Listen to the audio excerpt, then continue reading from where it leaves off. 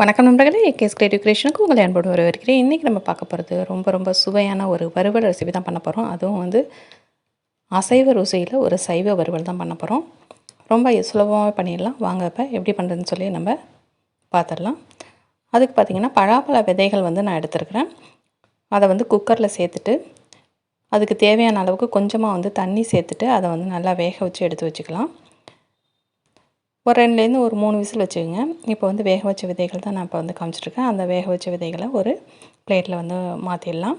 இது நல்லா சூடு ஆறின பிறகு இதை வந்து 2 பீசஸாக கட் பண்ணிவிட்டு அதில் உள்ள மேல் தோலை வந்து நம்ம எடுத்துடணும். பாருங்கள், நல்லா வந்து வெந்து வந்திருக்குது. இப்போ நல்லா ஆறின பிறகு அது தோலை வந்து உரித்து நம்ம ரெடி பண்ணி வச்சுக்கலாம். இப்போ வந்து தோல்லாம் உரிச்சாச்சு. இது போல் 2 பீசஸாக கட் பண்ணிக்கலாம். அதுக்கு முன்னாடி நம்ம சேனல் நீங்கள் இது வரைக்கும் சப்ஸ்கிரைப் பண்ணலன்னா கீழே இருக்கிற ரெட்டில் சப்ஸ்கிரைப் பட்டன் நமக்கு சப்ஸ்கிரைப் பண்ணிடுங்க. கூடவே பக்கத்தில் ஒரு பெல் சிம்பிள் வரும், அதையும் ப்ரெஸ் பண்ணிடுங்க. அதில் ஆளுங்கிற ஆப்ஷன் செலக்ட் பண்ணிடுங்க. அப்போ தான் நம்ம சேனலில் எந்த வீடியோ போட்டாலும் உங்கள் மொபைலுக்கு நோட்டிஃபிகேஷன் உடனே வரும். இப்போ கடாயில் கொஞ்சம் போல் வந்து எண்ணெய் சேர்த்துடலாம். எண்ணெய் கொஞ்சம் சூடான பிறகு ஒரு 1/2 டீஸ்பூன் அளவுக்கு சோம்பு தூள் வந்து நான் சேர்த்துட்றேன். இதோட நீல வாக்கில் கட் பண்ணி வச்சுருக்க ஒரு பெரிய வெங்காயம் உள்ளே சேர்த்துடலாம். நீங்கள் சின்ன வெங்காயம் சேர்க்கறதுனாலும் சேர்த்துக்கலாம், அவங்க விருப்பம் தான். வெங்காயம் ஓரளவுக்கு கண்ணாடி பதம் ஓரளவுக்கு வதக்கி விட்டுடுங்க.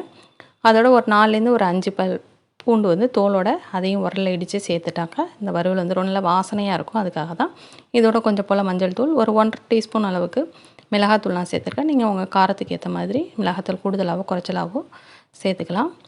இதோட நம்ம வேக வச்சு வச்சுருக்க பலாப்பழ விதைகளையும் உள்ளே சேர்த்துடலாம். இப்போ இந்த டிஷ்ஷுக்கு தேவையான அளவுக்கு உப்பையும் வந்து இதோட சேர்த்துடலாம். சேர்த்துட்டு கொஞ்சமாக தண்ணி சேர்த்து, ஆல்ரெடி நம்ம பலாப்பழ விதைகள் வந்து வேக வச்சு வச்சுருக்கிறதுனால மறுபடியும் அதை வந்து வேக வைக்க தேவை கிடையாது.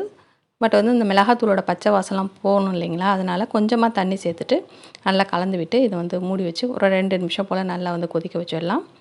ஆல்ரெடி நம்ம சேனலில் பார்த்திங்கன்னா பலாப்பழம் வச்சு பாயசம் எப்படி பண்ணுறது அப்படின்ற ரெசிபிலாம் அப்லோட் பண்ணியிருக்கேன். தேவைப்படுதுன்னா டிஸ்கிரிப்ஷனில் வந்து லிங்க் தரேன், நீங்கள் செக் பண்ணி பார்த்துக்குங்க.